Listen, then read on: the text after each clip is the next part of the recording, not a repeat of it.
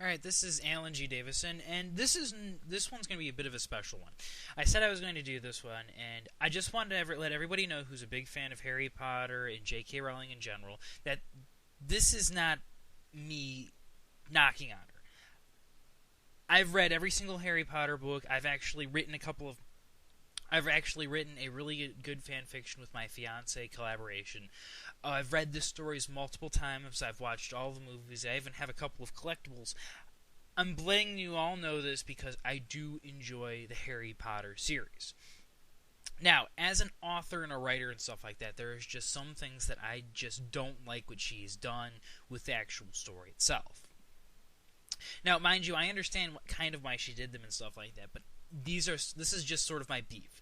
This is no way going against J.K. Rowling. She's a great writer. I love her work and stuff like that, and she has a fantastic imagination. But this is just my beef with the Harry Potter series as a whole. I love the series. I love the imagination. I love the spells. I love how the characters work. I love the characters, okay? Just going to let you know up front right here. I'm going to pound this into your head. I'm going to pound it down. I do not want anybody getting really mean or offended or anything like this. Okay, now that we have gotten all of that out of the way, I'm going to explain what my beef is with J.K. Rowling and what she has done. Okay, my first and major complaint of the Harry Potter series is Harry Potter himself. He is so goddamn boring.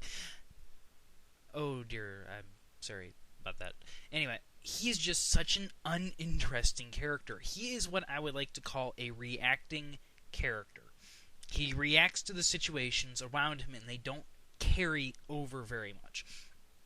Now, taking perspective of the actual second book, for those of you who like or dislike or hate or kind of like or generally neutral towards Ginny, the concept is that he saved her life in the second book and it is never brought up or mentioned again. Not once. Now, I can understand the concept of Fluffy never being mentioned again. I really like Fluffy. The three-headed dog was adorable. He was giant, vicious, and he tried to eat people. It was great. And people wonder why I like the idea of becoming a villain. Anyway, I really liked Fluffy from the first book. I mean, three-headed dog. What's not to like? Anyway, it kind of bothers me that it's never brought up again, is that he saved her life. We don't see a dramatic change from Ginny. We don't see a dramatic change from Harry. And while that might just be Harry being humble, the fact that it's never actually brought up again in any serious way and doesn't really seem to have a serious influence on the character himself bugs me. It really does. And you would think an individual in this sort of world who's confused and trying to understand it and who has these great friends and stuff, well, kind of great friends, that's later on, we'll get to it, you would think that this individual would be much more interesting, much more compelling, much more an evolved person. You would think he would have sort of, seeing himself now that he's actually become wizard, you would think there would be some sort of pride or some irritation or arrogance towards his aunt and his uncle, and while that would make him less of a noble character, some sort of grief with the actual, some sort of like demonic, like sort of angel sitting on his shoulder saying, hey, you know what, you can make their lives really difficult. I mean, you don't actually have to do it, it's just a thought. But you get my ideas that Harry is a very reacting character. I mean, if Malfoy actually started beating up on my friends or teasing my friends or something like that, I would be a little bit more antagonistic towards him. I'd bump my shoulder into the bastard for not like sort of just stare at him and wait for him to get out of my freaking way. I mean, I would retort. I would retaliate. He just doesn't retaliate. I mean, and when he does, it's like literally thrown back in his face. I mean, it's like J.K. Rowling herself doesn't like the idea of him actually doing anything like that. I mean, he gets mad at Dumbledore, and it turns out Dumbledore actually had some semblance of a legitimate reason for actually ignoring him. Or when he says that he's done all these, yes, he actually has, Hermione. You do not need to beat him up and say, hey, look, we helped too. Well, another point on Hermione. But the thing is that nobody ever seems to take into consideration, and that any single time he tries to bring up any accomplishments or gets upset or gets antsy or gets any sort of negative thought or mindset, J.K. Rowling just seems to slap that back down. When, in my own personal opinion, that should be encouraged. That's a teenage boy for you. They get angry, they get frustrated at the world. They're not really happy with their current situation. There's always some sort of grief, no matter how well off you are or how poor you off are. There is going to be grief, one way or the other. I'm middle ground, and I have some of my moments. I'm 21 years old. It's how we work. That's how they always work. That's how it's going to work, and that's always going to be that way.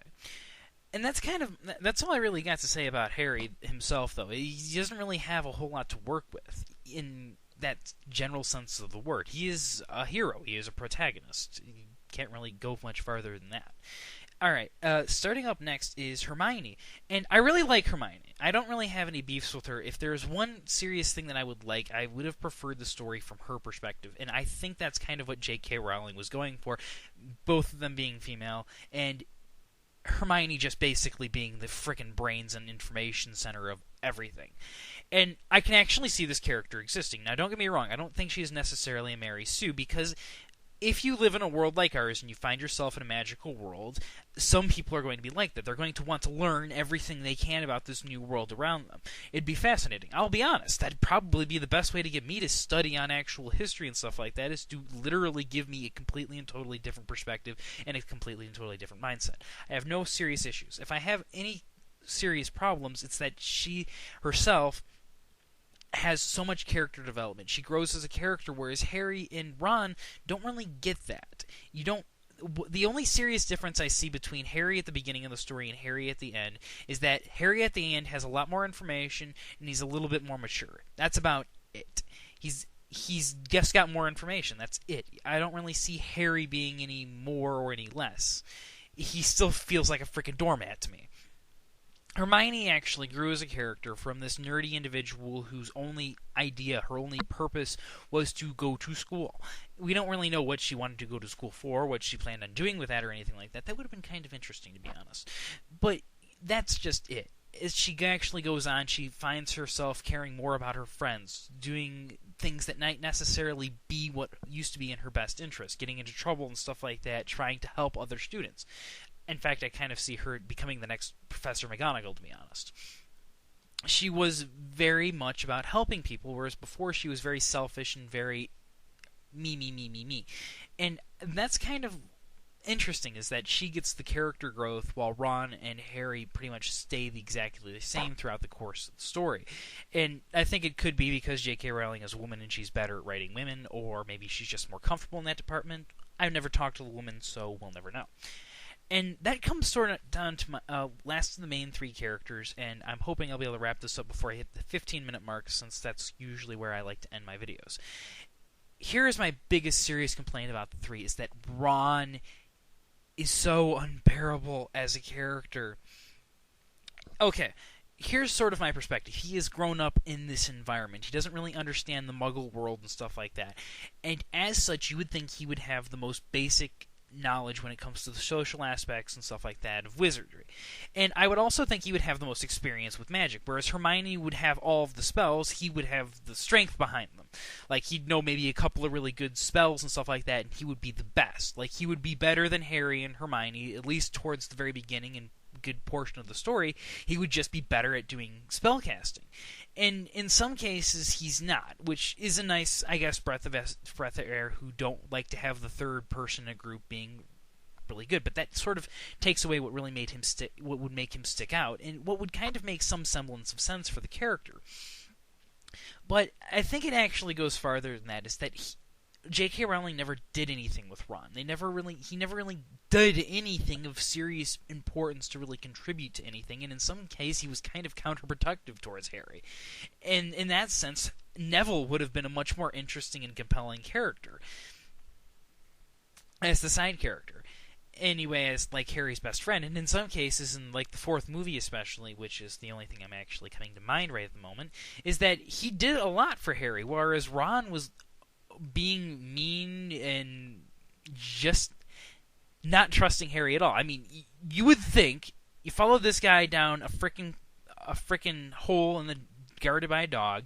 He saves your frickin' sister, and in the third one, literally jumps down the frickin', Whomping Willow in order to save your ass from a giant, possibly rabid dog. you would think you'd be a little bit more willing to trust this individual at their word. You know what I mean? But instead, he completely and totally ignores the basis of the previous books and exactly what they would have an influence of an individual, and just starts being mean and vindictive towards Harry.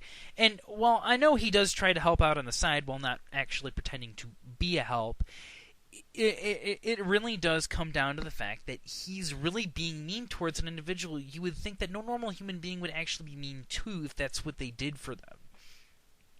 I mean, you could probably think that Harry would be capable of holding the fact that he rescued their daughter over the entire Weasley family, at least for a little while, but nope, never gets brought up again. And of course, Ron, of course, leaving later on in the story and just being a jerk in some cases. It's kind of like, why is he like this? I mean, it's not bad enough that he doesn't really get a whole lot to do in the whole story. I mean, he's got maybe a couple of moments in the first one where he gets to do the whole chess game. In the second one, he doesn't really do a whole lot. He gets fearful of the spiders, which is actually kind of comical, but at the same time, he doesn't really add anything to it. He doesn't really do anything. Harry seems to be the muscle, Hermione seems to be the brains, and Ron is just sort of there. He doesn't really get to do a whole lot. We don't get to see his strengths. We don't get to see him do a whole lot. He doesn't get to really duel a whole lot of people. He doesn't really get to cast a lot of spells. He doesn't really get to do a whole lot of much of anything. I mean, which is kind of sad for the character, but at the same time, I just can't really like him a whole lot just because of that fact as well. He doesn't really do anything, and he doesn't contribute a whole lot. And I'm pretty sure there will be people who will argue this against me. They'll bring up facts from the books, and I appreciate that. I like it when people actually argue. In fact, I love arguing. By all means, bring it on.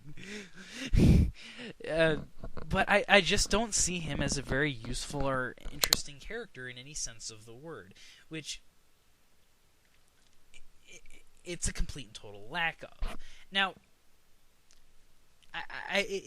maybe it's just me nitpicking. Maybe it's because I want to find some flaw in the overall greatest story, pretty much of our generation and stuff. But it really does sort of frustrate me that you have this character. Their history is lined with being in the magical world. You would think that this individual would be more than just some person to ask questions, some person that another person Hermione can show off in front of with her information. And it really does bother me that not only does he not do a whole lot, but in some cases he's even mean and vindictive towards an individual you would not imagine an individual in his position would be mean or vindictive towards. And it really does boggle my mind.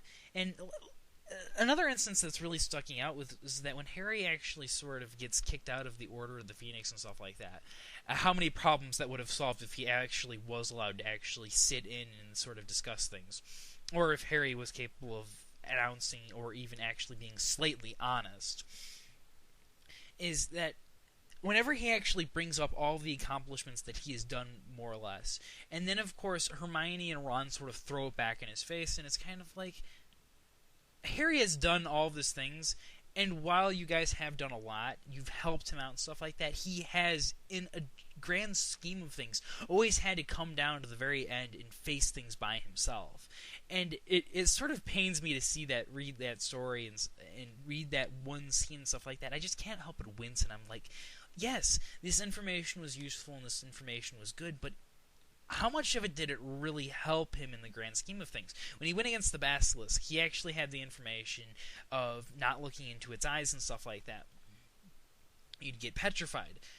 But I also... Yes, that was very important. But in the fourth one, Hermione's stretching stuff like that really didn't help as much. That was more Barty Crouch Jr. disguised as Moody. And then, of course, let's see here, we go into the book after that, which is the Order of the Phoenix. And, again, and then, of course, we got, like, the third... you get what I'm saying, though, is that Harry, more often than not, is doing things by himself. It's not really until the Order of the Phoenix itself does he really start utilizing everybody else, and even then, he's the only one that's